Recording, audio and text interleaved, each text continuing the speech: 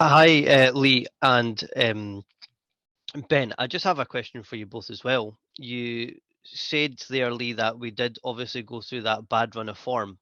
Um, Sean Maloney also went through a bad run of form, Ben, and that within that bad run of form that he went through, he lost to Hearts twice within the space of 2 weeks, and ultimately that led to the decision of him being sacked. What's given you the confidence in Lee following two defeats and a bad run of form, arguably um, the same as or perhaps worse than Sean had, that you still have confidence in Lee's ability to do the job? Well, let's be completely clear.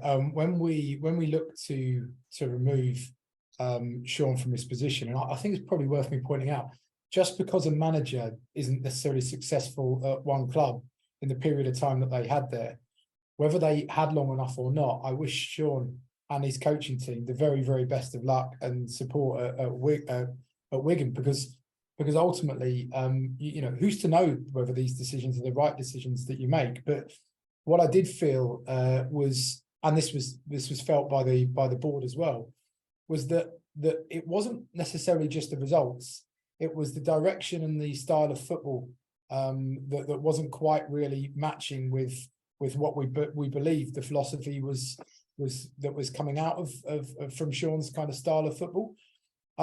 So straight away, when I mirror the two, I look at Lee's experience in the game, I look at his win ratio, I look at the fact that some of the injuries that Sean and Lee have had to deal with are pretty shocking in terms of major players being out of the game, both Kevin Nesbitt for both Lee and for Sean, and obviously Martin Boyle being away for both of them. I'd like to see any manager that doesn't have them two footballers in their team for a period of time be successful at Hibs, considering they're such big players.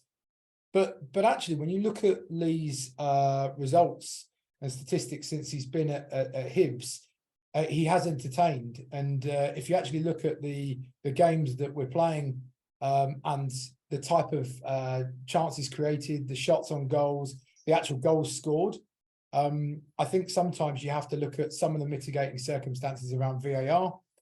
The fact that Lee had before that at the beginning of the season, we were in good shape then. We then hit a bad, tricky run of form, and then what I will say, and I think a lot of people will kind of look past this and go, no, I don't buy it at all, but I'm going to say it anyway. That World Cup break just elongates the negativity. And what I mean by that is you've got basically a 6-week gap when there's very little football being played between one bad result and another bad result, which means that the negativity kind of lingers around. And most managers and most football clubs have week by week kind of circumstances that they have to work through. So that period felt like a lot longer than it really was. And I felt the way that we performed when we came back from the World Cup break, after some really robust conversations between us both around what we needed to do, what improvements did we need to make, what did we need to do in January. But for a VAR decision, we would have gone 3-1 up at Ibrox. We then beat Livingston 4-0. We then have a tricky fixture against a very informed Celtic team. And then we have the Hearts match, which wasn't acceptable, and we all accept that. There was a reaction from that with Motherwell, then Dundee United, and then we play Hearts again. And there is nothing more that any of us want than is to be competitive and successful and win against Hearts and any other club that we come up against. But when you look at that period and you look at Lee's form during that period, the form is good from a results perspective, and especially if you look at it now, I think we were vindicated to kind of stick with the manager. And look, I hope we go on and achieve our objectives in the league, but it still won't mirror our disappointment around being knocked out of the cup. Let's make that really, really clear here. We're not happy about that. We're disappointed by that, and we'll learn from that. But we'll get stronger as a result of some of them lessons. And I think Lee pointed out resilience.